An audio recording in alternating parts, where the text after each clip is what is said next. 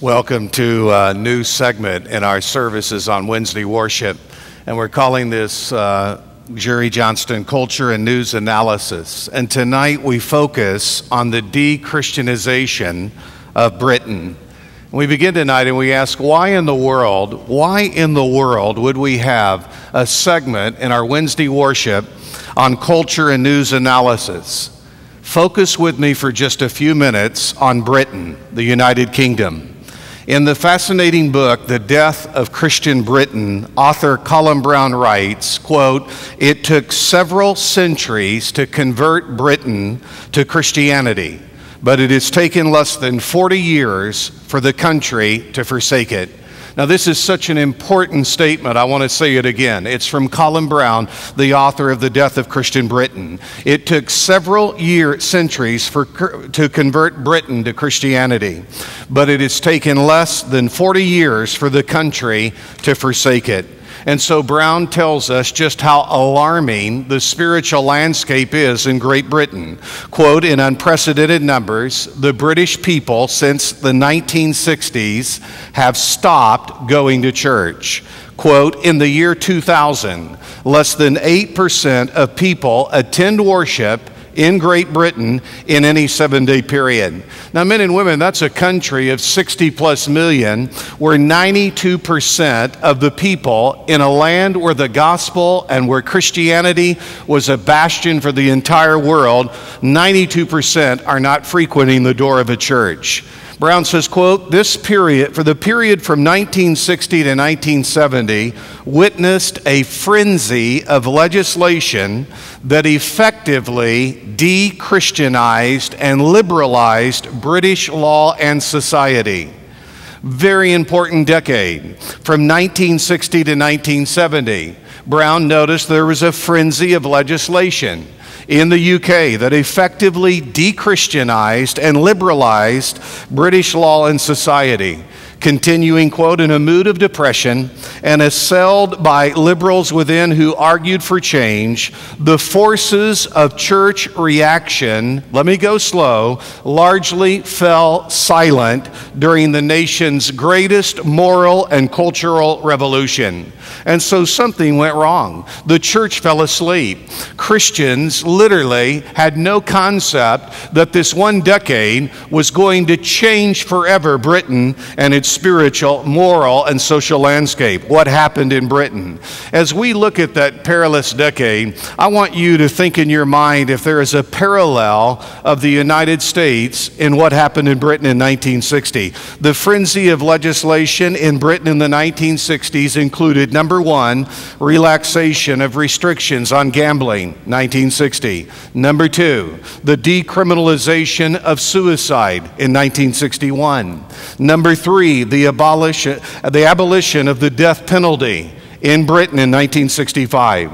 Number four, the provision of housing for unmarried mothers in 1966.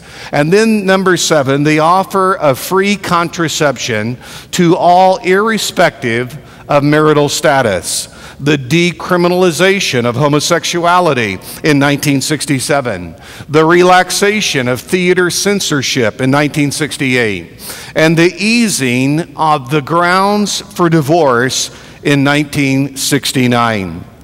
Now, we can take one example to see how the church fell asleep while the moral landscape of Britain abruptly changed.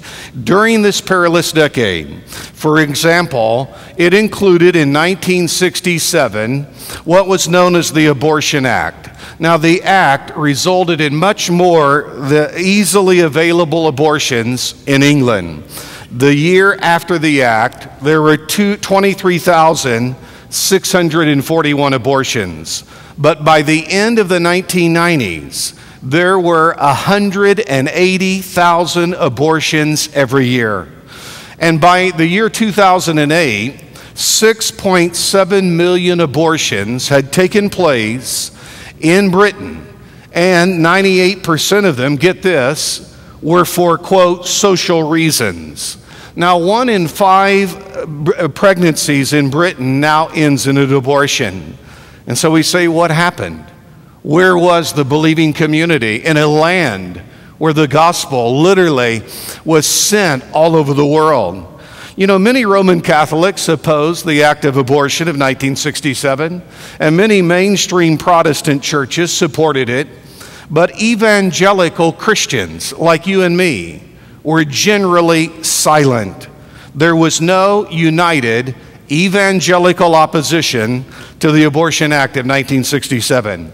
To quote Pastor Jeff Thomas, he says, quote, from England, in 1973, I preached a sermon about abortion 6 years after the abortion bill had become law. Why had I not preached it earlier? No one of any leadership in our evangelical constituency had spoken up. And he goes on to say, we have no prophets. I believe the politicians, and that this bill would result in abortion on demand, that it would end backstreet abortions, and that there would be careful standards.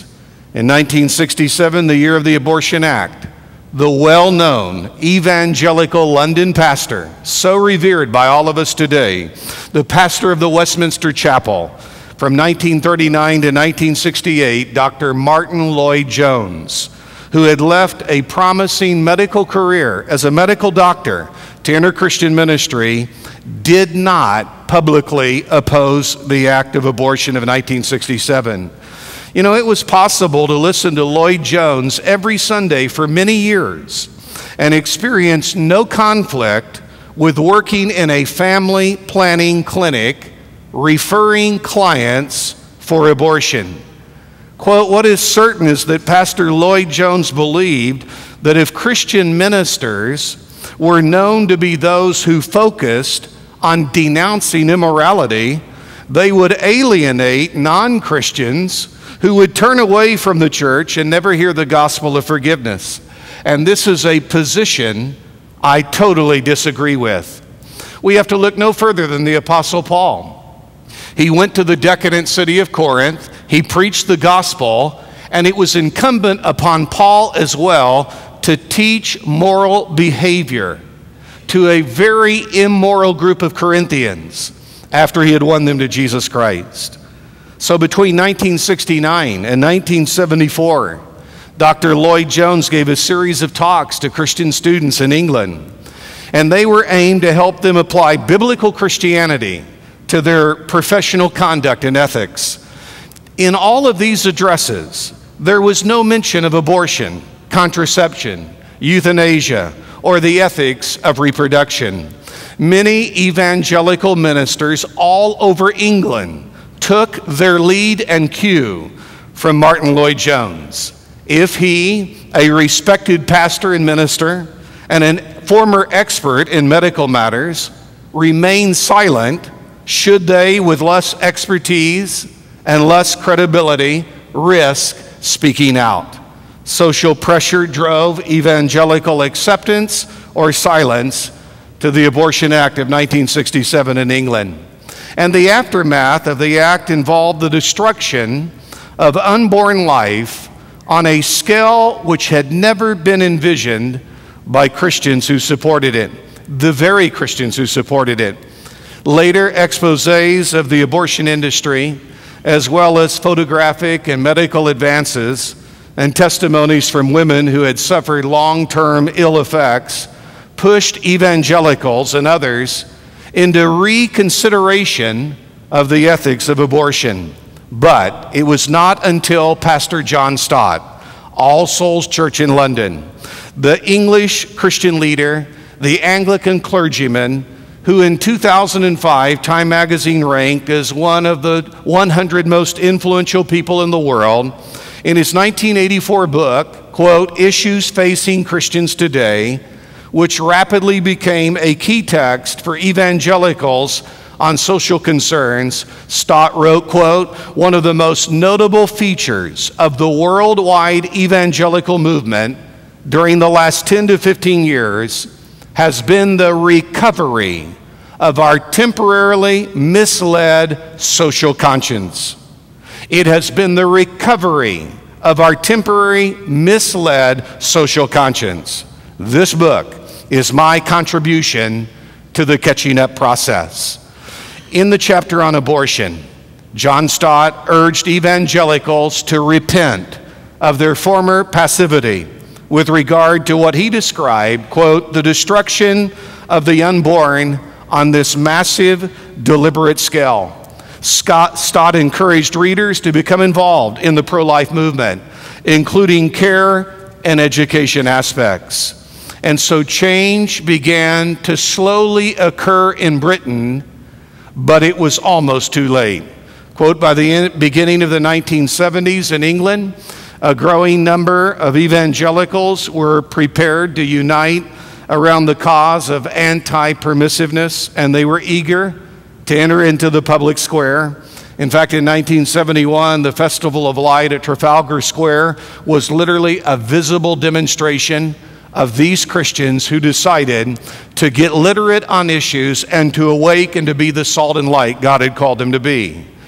Now tonight, as we think about the future of our culture and news analysis segment, we just ask the question, what can we here in Kansas City at First Family learn from Great Britain?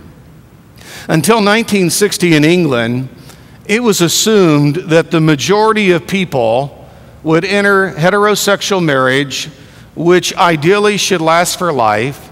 Divorce at that time in Britain was difficult and it was expensive. Homosexuality was viewed as abnormal. Gender was regarded as a predetermined given. Sex and gender were regarded as indivisible. And now, due to the church's silence, to the impotent, uneducated, unengaged Christian community in Britain, the situation in England now has dramatically changed and is dramatically different. Gender is regarded as shaped by behavior